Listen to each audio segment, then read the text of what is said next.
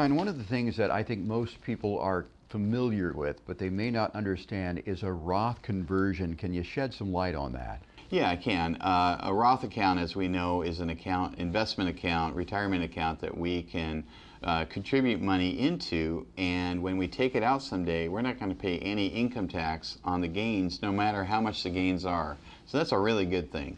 One of the things about the Roth, though, is that any of the contributions into it, let's say you're putting money into your 401k, a Roth 401k, you don't get a deduction for that like you do a regular IRA. And so that is a negative to that. There's always positives and negatives. So I put money into a regular IRA, I get a tax deduction, but I'm going to pay tax down the road. I put money into a Roth, I don't get a tax deduction, but I never pay taxes down the road. So that's kind of the thing there. But today we're talking about conversions, not just putting money into a Roth, but actually converting money that's sitting in a IRA type account and putting a large amount into a Roth account all at once. Brian, does it make any difference what you're investing from going into a Roth as far as taxation? Yeah, as I mentioned, you can make direct contributions, but they're highly limited by the tax code. Maybe you can make $6,000 contribution one year, maybe not.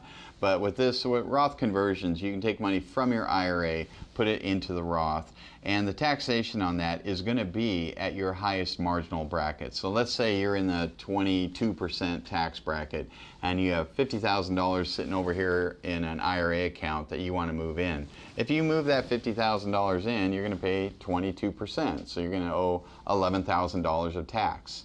And you're going to have to pay that tax from outside money. So we just identified one of the reasons why someone wouldn't want to do a Roth conversion. Oh, gee, I got to pay $11,000 of tax? Where's that coming from? Out of your bank account. I don't want to do that, or I don't have $11,000. Okay, maybe we're not going to do the Roth conversion in this case. So what's a good example of someone who could really benefit from this strategy? It would have been me years ago had I known about it, because as I talk about on my radio show, when I started public accounting, the Dow was 1,500, I think it was.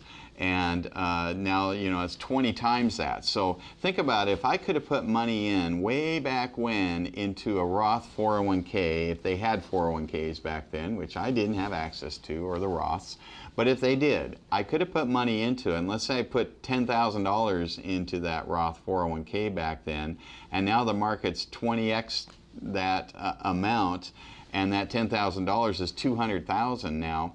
That $190,000 of gain would be permanently income tax free. I think that's pretty solid investment there, and a solid result, not only from the investment side, from the tax side. So anybody with time on their side can certainly benefit from Roth conversions, and there are some strategies about when you may want to do a Roth conversion. So Brian, what are the strategies that involved when you want to do a Roth conversion? Yeah, one of the reasons you would absolutely want to consider doing a Roth conversion is that you think that your own personal tax bracket is going to be higher in the future than it is today. So I just gave that example of the 22% bracket.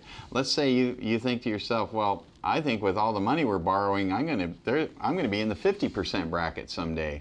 I would rather pay 22% now and have all of my investments earn income tax free the rest of my life and never pay any more than that 22% on all of my IRA money and all of the gains on that. If that's what you think, then I think doing the Roth conversion is a great idea. Brian, can you give me an example of someone who has benefited from doing a Roth conversion? Yeah, I had an interesting one recently. A high net worth investor put a lot of money into some of the real estate, had a lot of repair expenses, and normally had a pretty high taxable income in the 32% bracket. But this one year, they had a massive net operating loss. And so we took their 401k plan, it was about $1 million, and we moved $1 million from the 401k plan into the Roth, well actually into the IRA, and then from the IRA to the Roth. And that $1 million was taxed at 0% because we had an offset. So we were able to do a massive Roth conversion in this case, pay no income tax, and then all of that money is going to grow income tax free the rest of his life. So that timing of that was really good due to the brackets. So with my CPA firm, typically we'll take somebody and we'll go, okay, we're going to look at your projected tax return this year, and we're going to say, all right, you have some room in the 12% bracket. Definitely want to take advantage of that. Maybe some at 22 or 24, maybe not the higher brackets, but we can figure out, compute the proper amount of a Roth conversion to have maximum effect and maximum growth for the future. Brian, thanks for telling us about the Roth conversion.